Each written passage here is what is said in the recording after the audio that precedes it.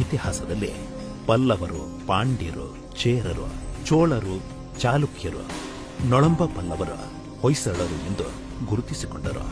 ಉತ್ತರ ಭಾರತವನ್ನ ಆಳಿದ ರಜಪೂತರು ಕೂಡ ಅಗ್ನಿಕುಲ ಕ್ಷತ್ರಿಯ ವಂಶಸ್ಥರು ಅನ್ನೋದಕ್ಕೆ ಇತಿಹಾಸದಲ್ಲಿ ಸಾಕಷ್ಟು ಸಾಕ್ಷಿ ಸಿಗುತ್ತೆ.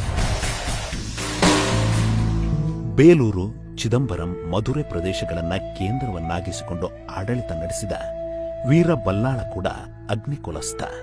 ನಿತ್ಯವೂ ಅಗ್ನಿಕುಲಸ್ಥರಿಂದಲೇ ಪೂಜಿಸಲ್ಪಡುತ್ತಿರುವ ವಿಶ್ವವಿಖ್ಯಾತ ಕಂಚಿ ಕಾಮಾಕ್ಷಿ ಮತ್ತು ಮಧುರೆ ಮೀನಾಕ್ಷಿಯ ಒಂದೊಂದು ಅಂಶ ಅಗ್ನಿಕುಲಸ್ಥರ ಮೇಲಿದೆ.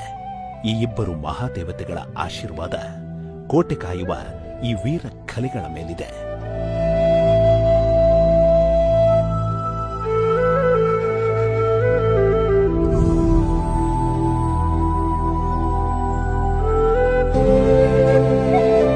ಅಗ್ನಿಕುಲದಲ್ಲಿ ಜನಿಸಿದ ಪ್ರತಿಯೊಬ್ಬರಿಗೂ ಕಂಚಿ ಕಾಮಾಕ್ಷಿ ಮತ್ತು ಮಧುರೆ ಮೀನಾಕ್ಷಿಯರೇ ಶ್ರೀರಕ್ಷೆ.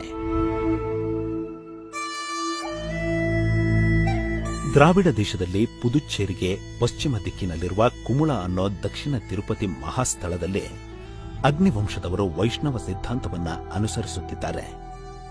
ದೇವಾಲಯಗಳ ಅರ್ಚಕರಾಗಿ, ಪುರೋಹಿತರಾಗಿ ಸಂಸ್ಕೃತ ಪಾಠಶಾಲೆಗಳನ್ನ ಸ್ಥಾಪಿಸಿ ಅಕ್ಷರ ದಾಸೋಹ ಮಾಡುತ್ತಿದ್ದಾರೆ.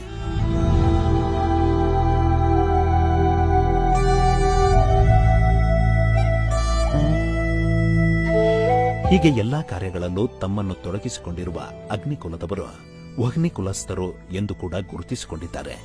ಈ ಎರಡು ಕುಲದವರಲ್ಲೂ ಹರಿಯುತ್ತಿರುವುದು ಒಂದೇ ರಕ್ತ, ಶೌರ್ಯಕ್ಕೆ ಸಾಕ್ಷಿಯಾಗಿರುವ ವೀರ ರಕ್ತ.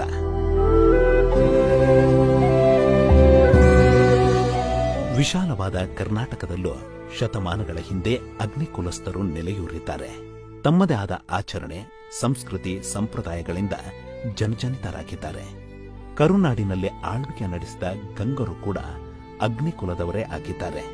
ಅಂದಿನ ತಲಕಾಡು, ಕೋಲಾರ, ಮಣ್ಣೆಗಳಲ್ಲಿ ಆಡಳಿತ ನಡೆಸಿದ್ದಾರೆ. ಈ ಪ್ರದೇಶಗಳೇ ಇಂದು ತಲಕಾಡು, ಕೋಲಾರ, ಮೈಸೂರು, ಬೆಂಗಳೂರು ಹಾಗೂ ತುಮಕೂರು ಎಂದು ಕರೆಸಿಕೊಂಡಿರುವುದು.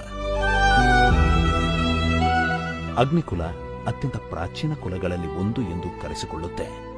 2 ಮತ್ತು 3ನೇ ಶತಮಾನದಲ್ಲಿ ಉದಯಿಸಿ ಪ್ರವರ್ಧಮಾನಕ್ಕೆ ಬಂದ ವಂಶ ಬದಲಾದ ಸನ್ನಿವೇಶ ಮತ್ತು ಕಾಲಘಟ್ಟದಲ್ಲಿ ಚದುರಿ ಹೋಗಿದೆ.